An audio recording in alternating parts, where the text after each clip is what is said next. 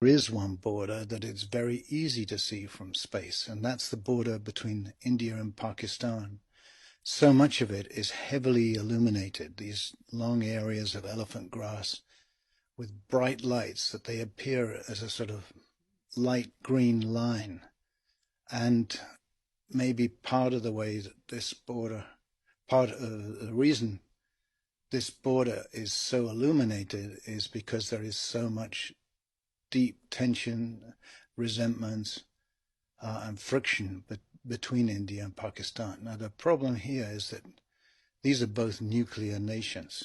So we are seriously risking a nuclear war if we just sit back and do nothing.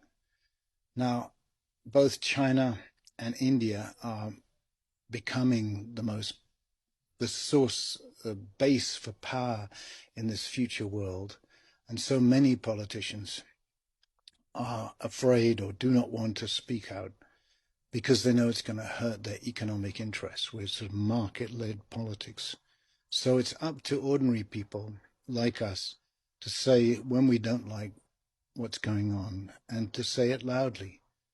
So in Kashmir now, where there's been a shutdown since Article 370 was revoked, this was sort of semi-autonomous status for Kashmir, which was also approved by the United Nations. That is gone. There's a sort of military occupation, many thousands of soldiers there. 13,000 young boys are believed to have been taken out of their homes. There are reports of rapes. This is a horrible situation. People in Kashmir aren't allowed to communicate with each other.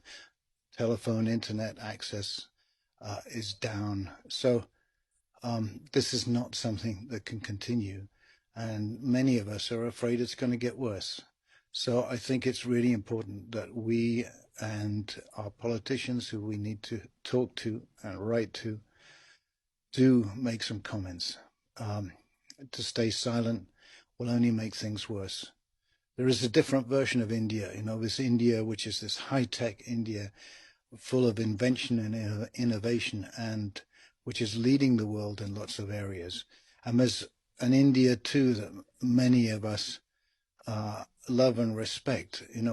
Mahatma Gandhi, when I read about what he had done, age 17, a non-violent protest that eventually led to the independence of India, his attitude to respect for all forms of life that led me to be a vegetarian. I know he may not be a popular figure in India today, but was a big influence on me. Then all the yogic traditions. There's something there of a face of India that I would ask you to look again at. The new India, the old India. You have much to teach the world. And by ignoring the rights and the basic humanity of a large number of people in Kashmir, that's not the face of India that you should be showing to the world. Please reconsider. And to all people watching this, I'd ask you to get involved.